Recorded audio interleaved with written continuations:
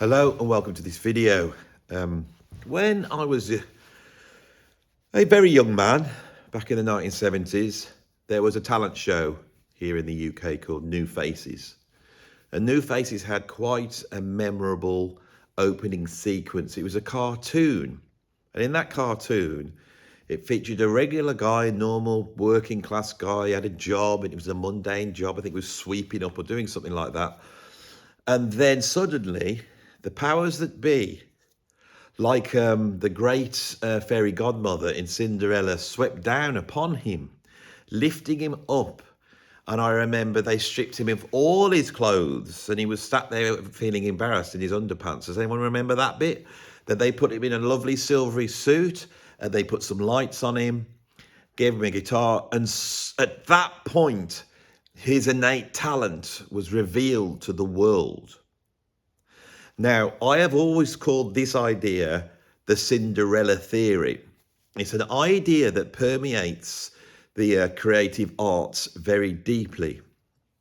Now, on the way over here to my studio, I was thinking about some of the masterclasses I'd like to do and thinking about what is perhaps the most destructive concept for creative people being able to express themselves fully and get their creativity out into the world. And it is the idea of the Cinderella Theory.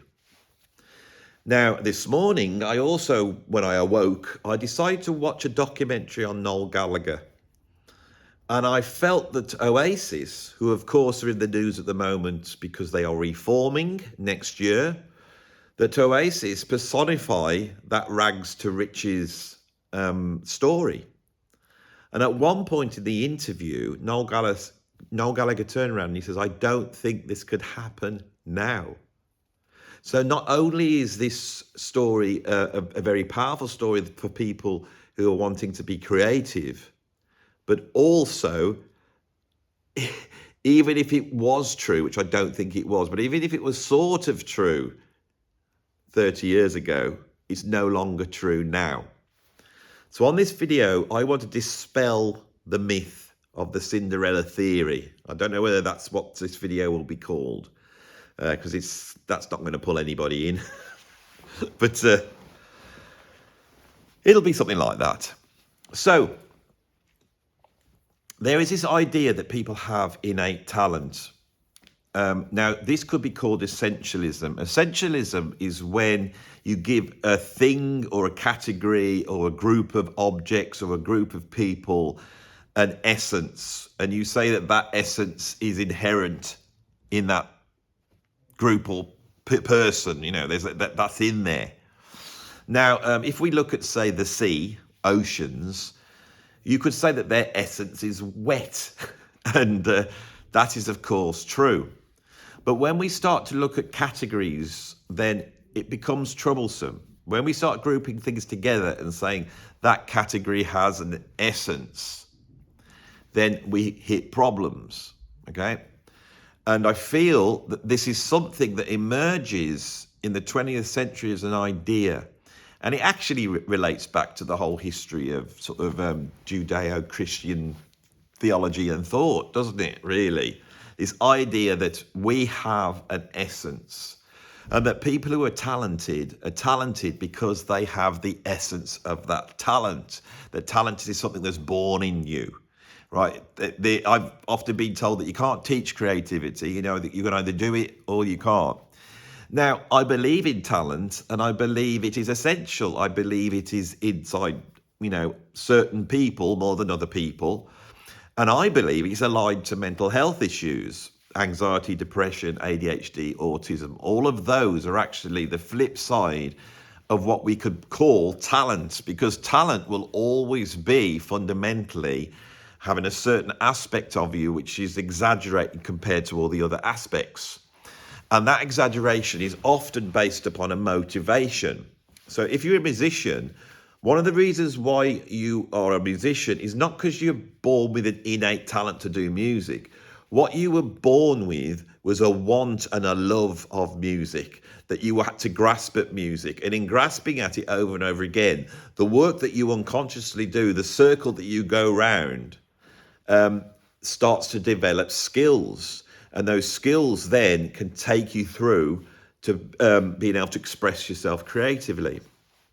One of the interesting things about Noel Gallagher, he's obviously not in the same bracket of guitar players as we would often talk about on this channel. And it would be easy to say, well, he's not that talented as a guitar player. But we have to step back and see how the guitar, how it's helped him as a very young man, and how his inability to learn other people's songs forced him to start writing his own songs. One of the first songs he learned was House of the Rising Sun. And I thought it was very perceptive of him to basically say that most of the Oasis songs are basically House of the Rising Sun, but with the chords in a different order, which was both funny and self-deprecating, and a very useful understanding of why Oasis is so great, because of course House of the Rising Sun, which was recorded by the Animals in the early 60s and was one of the first sort of hits by a band that wasn't just sort of teeny bop pop, because it related back to a tradition of American folk music that had deep esoteric meaning. And you feel that when you listen to that song. It's also allied to songs like Red House by Jimi Hendrix. There's a certain tropes there that had come into British music. And the Animals were one of those bands in the early 60s that was able to take American folklore and package it up in a British way, which, if you think about it, is what Oasis represent, and they represent the back end of that. Now, I'm sure the fact that I'm talking about Oasis here so positively will be getting on people's nerves. And that is because you are measuring it with a certain ruler, and we're not measuring it with that ruler. I'm measuring it with another ruler. And the ruler I'm measuring it is by the fact that their songs were so good, and there's no other way of describing it. Their songs were so good that when they were put out into our culture, they meant something. And for a short period of time with Oasis, on only 2 albums, the rest of the albums don't matter, but the first and the second albums are the only ones that do. And those songs were written in a certain situation. Once that situation was over, it was almost like Noel Gallagher could no longer write those songs that sold an idea to normal people. And what that idea was, I think, was the idea of the Cinderella Theory, that these working class kids could basically, without knowing anything, but without having to study anything, without really having any real competence, just a guy in his bedroom for his own pleasure, because Noel Gallagher never had an intention of joining a band. He was working as a roadie for the Inspiral Carpets, and he was happy doing that. And the fact that he was a roadie for the Inspiral Carpets was that little bit chink of light that allowed Oasis to cut through. Without that, they would have just been working class people with no access to the music industry. But the fact that he had that access,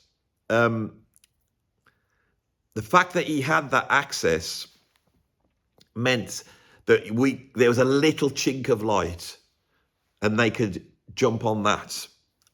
And then the power of their songs communicated something. And if you think of the early singles like Rock and Roll Star or Supersonic, all those type of ones, it really is selling the idea of your average Joe being able to become a rock star and live like a rock star. Oasis personify the Cinderella Theory.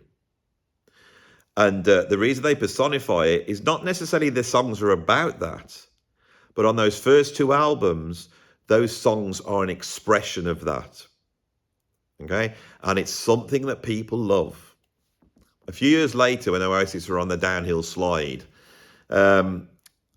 people like Simon Cowell and Simon Fuller were able then to go back to that model that had been in New Faces, the idea of the talent show, and they repackaged up this idea again, for a new generation. And things like Pop Idol and X Factor then sold the Cinderella Theory again to another audience. The audience like this, and I think the reason is because it goes beyond music.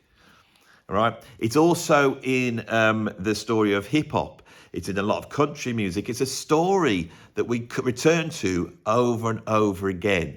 This idea that a normal person, right, if they just do express their innate talent, will be spotted by some sort of fairy godmother, whether that be in Spiral Carpets passing on information to Johnny Marr of the Smiths, who then passed their tape on to Alan McGee. They're the fairy godmothers in the Oasis story. When we look at X Factor, it's those 4 fairy godmothers sat, judging. And if they feel that they have spotted the essential talent in that person, they can then take that and add all the bells and whistles and make it into a great big thing that's wonderful. And all you're doing is exposing your inner talent. Now, if you really look at the story of Noel Gallagher, what you actually have is years and years and years of someone in their bedroom without any goal in mind, without wanting to be famous, without wanting to be in a band, writing songs almost as therapy. He said it's a hobby, but I would say it was more therapy, right? And in doing that and going round and round, anybody who does stuff over and over again will get good at it. You may not be a very good cook. I'm a terrible cook, but I'm sure if I was stuck in some restaurant and I had to make, 100 creme brulees every single day, I'm sure within a certain amount of time, I would be very, very good and skillful at making creme brulees. The repetition makes us better. That is the truth, and it's work, and you have to put the work in. And that is the counterintuitive part of this. Now, why do some people do the work? Because they're motivated to. They're motivated to by a motor which relates to their anxieties, their mental health issues, that certain angst, which is also something that is inherent in all art and music. This idea of angst, and what angst is not being comfortable in the situation you're in, and having to take the motor of angst, because that's like a machine that's churning into you, and turn it onto your environment and try and create something positive, which you could call beautiful out of it. That's what Noel Gallagher did in his bedroom. Before that, he was an average working class kid. He's involved in petty crime. Where's his life going? This is the problem of the working classes. Where do they get their meaning from? Well, they can get their meaning from music, and they can still do that. And this idea still comes on, but you have to get good at it. You have to do it over and over again. Now, one of the interesting things with Noel Gallagher, as I said, is he's there and he's written all these songs. He doesn't want to be in a band. He's got no intention. I think that's really key. He's got no intention of being a rock and roll star. But his brother has. And Liam, who's younger, then goes and forms a band. Now, Liam represents something else. Liam represents that fight to get out of the ghetto, if you can call Manchester a ghetto, the fight to get out of those sorts of circumstances. That's all he wants. He's not interested in songs. He's interested in living the life. Okay? And most famously, I think Noel was out on tour with the Spiral Carpets, happy setting up guitars, then going back and having a few beers and, chatting to the fans. He's happy. That's his happy life. And on a Sunday, he would ring up his mum, and he rang up his mum and said, "Hello, Mum, how's it all going?" And she said, "Yeah, young Liam's formed a band." And he's like, "No way, he's formed a band." He returns back from the tour, and he goes down to see the band, and they say, "Well, why don't you come and, jam?" And he goes, "Well, I don't really want to." He couldn't be asked. But eventually he goes down. And at some point, when they are stuck with something to do, they say, "Why don't we do one of your songs?" And when Noel plays one of his songs with Oasis, who are incompetent, who have terrible equipment, who have a certain sound which comes down to, it's a magical combination of incompetence. But when combined with Noel's songs, the key point here is that suddenly that band shows Noel what could be. He suddenly hears his songs coming back at him. Okay? Without Noel, they would have been rubbish. They would have been just another incompetent band. And believe me, there's millions of incompetent bands. And why are they incompetent? Because they believe that just by forming and acting like they're rock and roll stars, that they somehow will become rock and roll stars. Okay? That's a very important point. It's a counterpoint to what we're saying. So many bands out there, or artists out there, believe that because they have this innate talent, all they have to do is act like they are famous, act like they're a rock and roll star, and it will all come to them. The fairy godmothers will appear at some point and wave their magic wands, and lo and behold, they will be famous. And they believe that their job is to chase that. When they start to chase that, they suddenly have the realization that this is not really the way it works. But they keep going, and they keep getting more and more depressed and despondent, until at some point they just go, oh, I'll just give in, I'll do it a hobby, I'll go and get a job or whatever, and spend the rest of their life, wondering what might have been. Well, what might have been is what actually happened. There is no other way. You need that skill level, and the skill level comes from repetition. Noel Gallagher had put the work in. Now, what Noel didn't have was the charisma and the visceral energy of Liam, right? When you put those two together, what you have is suddenly the bringing together of brains and emotion, if you want. Noel was seen as the thoughtful member of Oasis. He was the guy that had the vision and the ideas.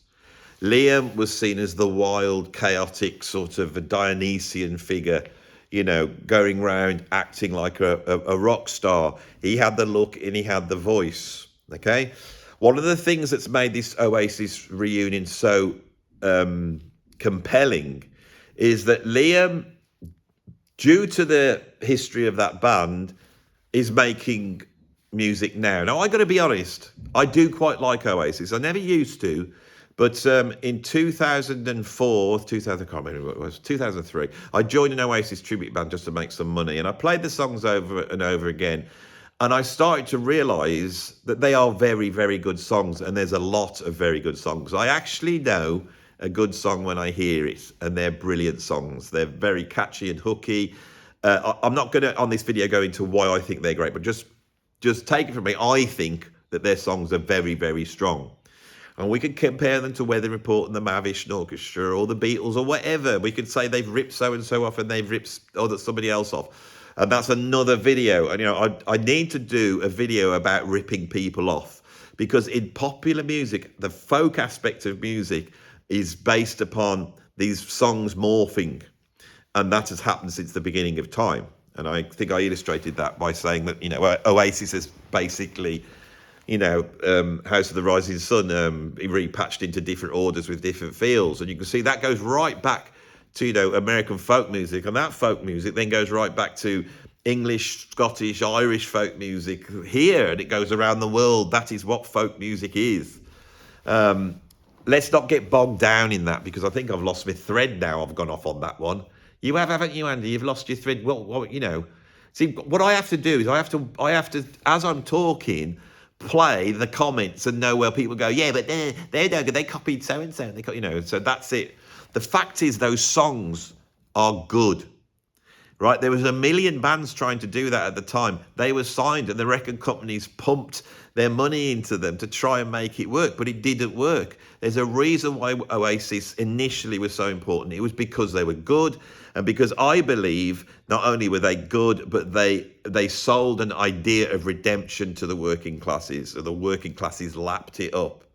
But what's much more important fundamentally under this is when Noel and Liam came together, we had as I have said over and over again, and fundamentally every video on my channel is about this, we had the coming together of chaos and order. Oh no, that one's Liam, isn't it? Sorry. So we had chaos and order. And when you put together, there's a sense of the sublime. And with Noel and Liam, they're brothers. And we have in our sort of collective unconsciousness the idea of brothers representing this, which goes right back to Cain and Abel. Cain and Abel, we can refer to over and over again as really, in the West, in the Judeo-Christian tradition, of really symbolizing morality in its dialectic form, right? Now, this sounds all very intellectual, but what I'm trying to describe, the reason why it sounds so intellectual is because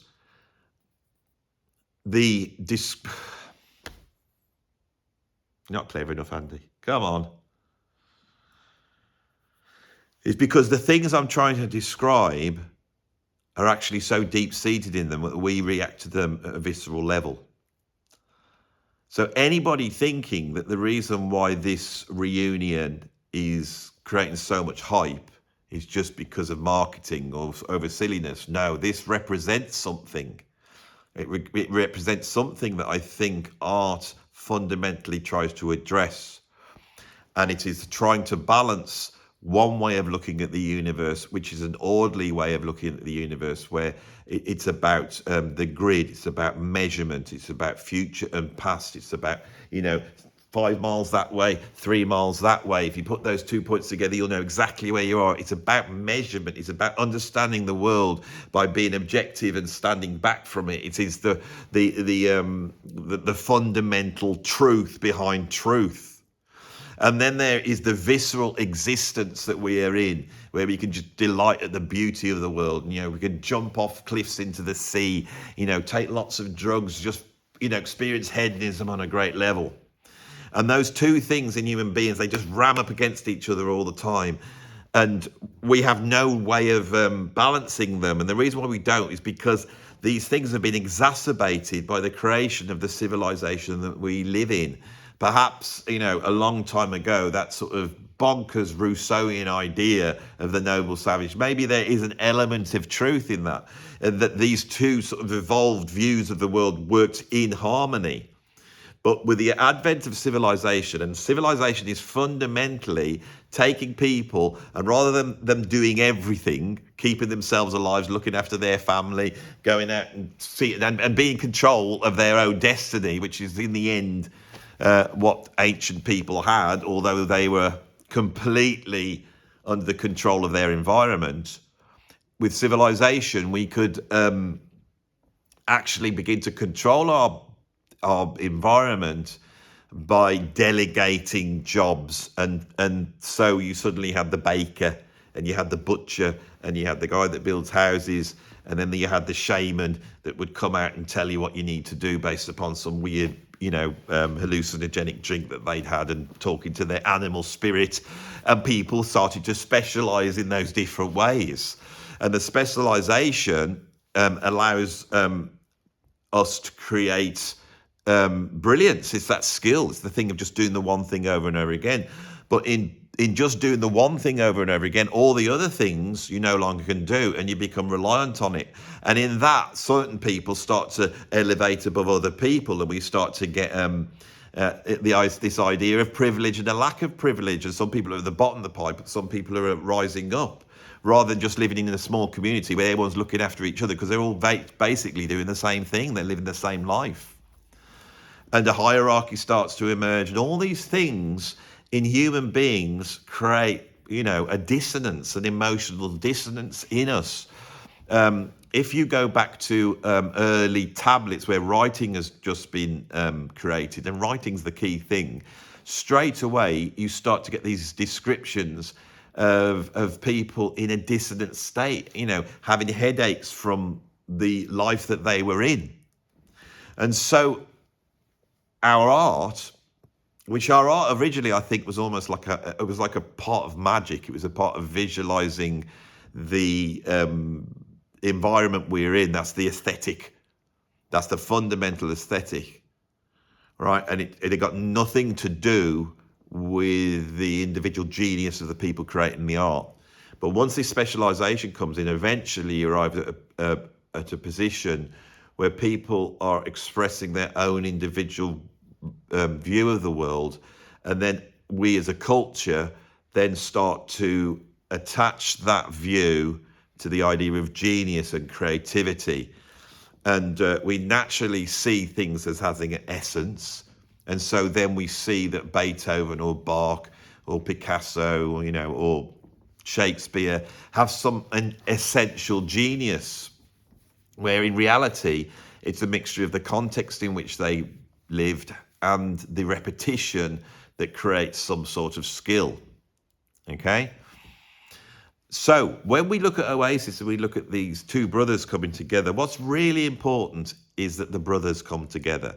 This is why there's been no discussion of what Oasis it will be.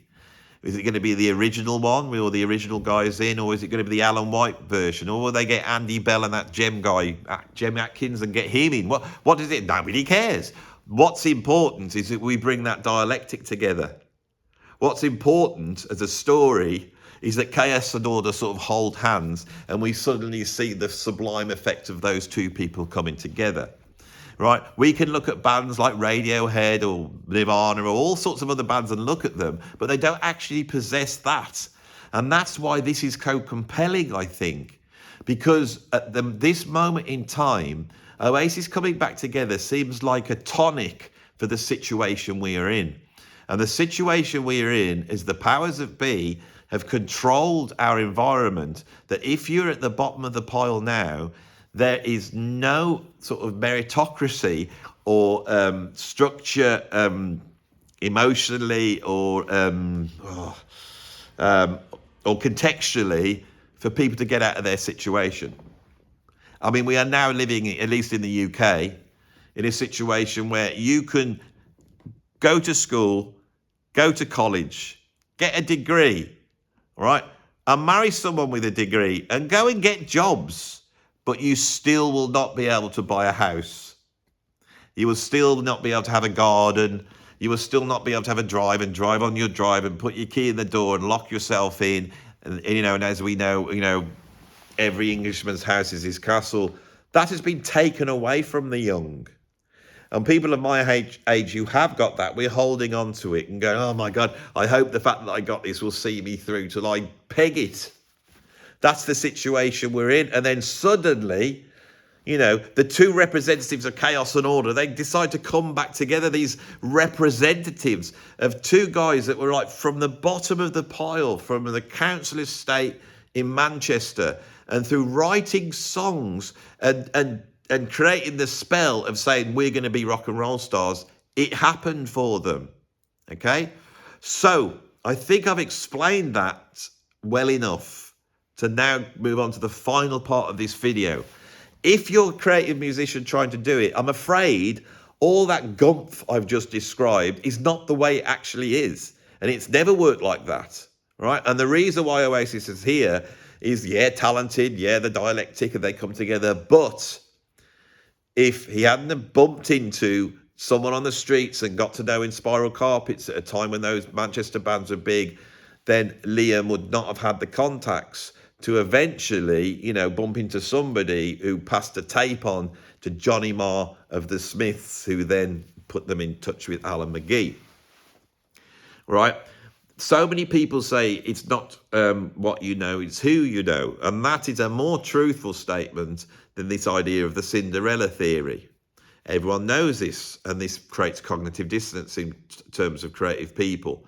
So when creative people who believe that they have an innate talent, but also have the self-loathing that goes with creativity, there is a distance there. They're going, I know, I've really got to do this. Why do you got to do this? Why do you think it's so brilliant that you deserve to do it? No, I don't actually. That is going on all the time. Then they start to realize that there's loads of other people trying to do it, and that the competition is so great. And then these two massively negative ideas emerge in any creative person's view of the world. And one is that they're not actually any good and they haven't got the talent. And two, the too much competition, and even if they were really good, they've got to know people, the right people, to get to where they want to go. Now, the talent thing can be just destroyed in a puff of logic, which is your talent is the fact that you want to do it. So how much do you want to do it? Those who win out really want to do it. So sit down and do it 6, 7, 8 hours a day. Right? If you can't do that, then your job right now is to try and create a life structure that will sustain your creativity. Maybe you have a part-time job, maybe you're rich and well off, which is why rich and well off people can do this, because you're going to have to put a lot of time in and get better and better. Your desire to do music, that's the talent, and that is the petrol that will drive your car into the future to where you want to end up going, right? But the only way to get good is to go, right, I really want to do this, and you are crap. And then you look at it, you go, my God, that's crap. And if you have talent, talent will be the ability to see how crap you are. Creative people are very aware at how crap they are. And that will actually stop them from doing anything. But what they should do with that is say to themselves, right, I know the crap bits, I will improve them. And the surest way of knowing where the crap bits are is by putting the stuff out there and presenting it to people. You won't even need their opinion. Once it's out in the real world, and I've had this experience so many times, once it's out there in the real world, you will be aware that people are actually starting to listen to it, hear it, or not listening to it. They're not hearing it. I used to take my students on an exercise where I used to try and bust them out of their sort of subjective Cinderella Theory view of the world. And I would take them to a sites where there were loads and loads of demos of people trying to make it. There's a website called submitithub.com. That's a great website. Thousands of artists all over the world that aren't successful trying to make it. And I used to sit there and play them like about 10. I'd say, what style of music into? They'd tell me what it is, and I'd find that style and start to play them all the artists from all over the world and go through it. Right? When they'd heard 5, 6, 7, 8, 9, 10, 11, what became apparent was not that these people weren't competent. They were all highly competent. The stuff was beautifully recorded. It was well presented. It did push all the right buttons. They did everything right. And I say, well, what is it? What's wrong with it? And they go, it's just really boring and I've heard it all before. And then they suddenly realize that that is what they are doing. And you won't learn that until you get your stuff out and realize your desire to be competent is making your stuff sound like everybody else. Remember what we said about Oasis? It was their incompetence of the band that created their sound. Okay? So once you've got your stuff out there, you start to get better, and you start to do stuff over and over again. You gradually start to improve. Now, the next bigger problem is then getting it out to the powers that be. Now, this is a really interesting bit. The powers that be are no longer the powers that be. They are scratching their heads too. Someone like Noel and Liam Gallagher, there's a reason why they've reformed Oasis. And the reason is because it doesn't matter how great their solo albums are, and it's quite obvious to anybody with a musical ear that Noel's stuff with High Flying Birds is a lot more interesting, a lot more competent. He's developed as a songwriter, but it doesn't have that dialectic that we had before. It's the very competent creations of a multimillionaire that has lived a multimillionaire life for about 30 years. Who has everything at their disposal, and it does not matter whether these records sell or don't. But at a certain point in your life, you look at that and go, well, I could do High Flying Birds, and I can watch the record sales diminish and diminish as the music industry dies away. Or we can go one more time and get back together and put our differences aside. And that is obviously what they're doing. And so we're all going to revel in an idea which actually is incorrect and not true, but it's a romantic idea that we love very much, don't we? We love it. The rags to riches, the chaos and order coming together. And so this does not help creative people. So right at the end of this video, I will now tell you what I think creative people need to do and the mindset that they need to develop. Number one, your creativity is a curse. You have to do it. If you don't do it, you'll go nuts. You have been born with a motivation in you to experience the world around you and then try and package it up as you see it. And you need to sustain that. If you could sustain that, right, and you could sustain it to the day you drop dead, then you will be a successful creative person. And it does not matter how you do that. If you want to get a job, like Charles Ives did, the great American composer, and, sell insurance by day and then write your compositions by night, that is absolutely fine. If you want to work within a certain genre, and you know how that genre works, the places on the internet where you can sort of promote that genre, that's absolutely fine. If you want to be very popular, and get millions and millions of listens on Spotify, so many that you actually start to make a tiny stream of money that will probably be able to get you through, that is fine. But be aware of what the route is for you, because it's different for everybody else, right? You have to learn how to be good. And the only way you can learn how to be good is to get your stuff out there. In the old days, you couldn't do this. Now you can. The internet is there. So you need to put your stuff out there and stick it out with all the billions of other artists that are trying to make it. And then you might realize that the reason why nothing's happening for it is because your stuff is boring yet competent. And you'll have to solve that one when you meet it. And you cannot solve it by me telling you it. You have to experience it, and then you have to keep doing the work. If the worst comes to the worst, and what happens is you create a structure where you make an album and you put it out on Bandcamp, and then, a few of your friends listen to it, then you have a think about what you want to do again, then that's a wonderful thing. If you can sustain that, then you've done a good job. That's all anybody ever wanted. In my time, when people were trying to get a record deal and you were spending all your cash down some cruddy local recording studio to record 3 tracks that you could put onto a tape, then put onto another tape that was all hissy, and then draw a cover and send it out to a rec company that basically arrived in their post and they just stuck it in the bin. That was a worse situation. We are in a much, much better situation now in terms of creative fulfillment. But because we have now a structure of getting the stuff out there, and the old structure of record companies and all that stuff doesn't work anymore, you have to understand that the advantage of being able to get your stuff out there without them also means that they aren't there to do their magic anymore. And you'll probably shout to me, but what about all the artists that are massive? They're media artists. Music artists are now media artists, and they operate within the media. And the media is exploding at the moment. I am basically a jazz rock drummer, and I started playing the drums in 1980. I'm now 56 years old, and I have now moved from being a musician that works in music and teaches music to somebody who works in the media. The media is key to this, and music has gone from being the preeminent crowning glory of 20th century art to just dropping to being a component in the world of media, along with a whole other, artistic components.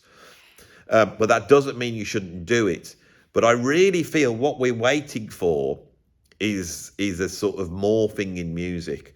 Now, the morphing that's going on with music is definitely allied to computers, really, and now we have AI music. So has performed music gone away? Has it dead?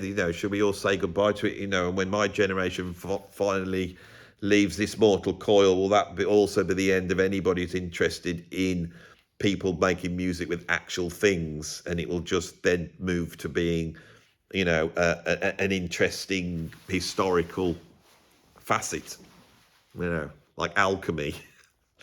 Is that what's going to happen? Well, the one thing I believe is that there's no set path in this. We do not understand the context in the future.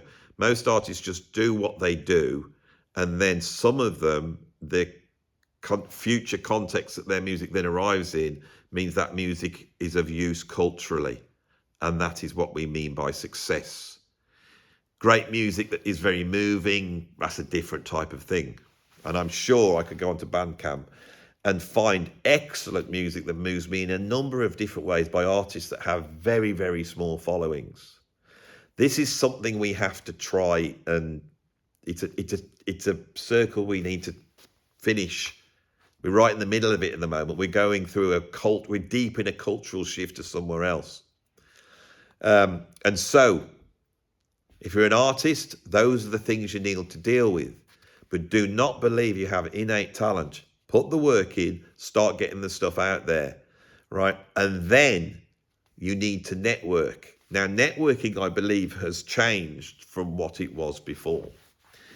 And I didn't realize when I started this video that I would end up coming to the discussion about networking. Talking about networking is a dark art. I had to learn how to network to be able to, wiggle my way through the music industry. But I firmly believe that has changed now. And I think that's probably the material for the next video, because I think I have talked enough on this. So, Oasis, the great dialectic, and the destruction of the Cinderella Theory. Shall we go for something as proggy as that as a title? I might do, or I might be just saying, why Oasis is so important today, and that will probably do it much better. I don't know. And then that's the point. You have to be aware of those things. Thank you for watching this video. I'm going to go now, and I will see you on the next one. Bye-bye.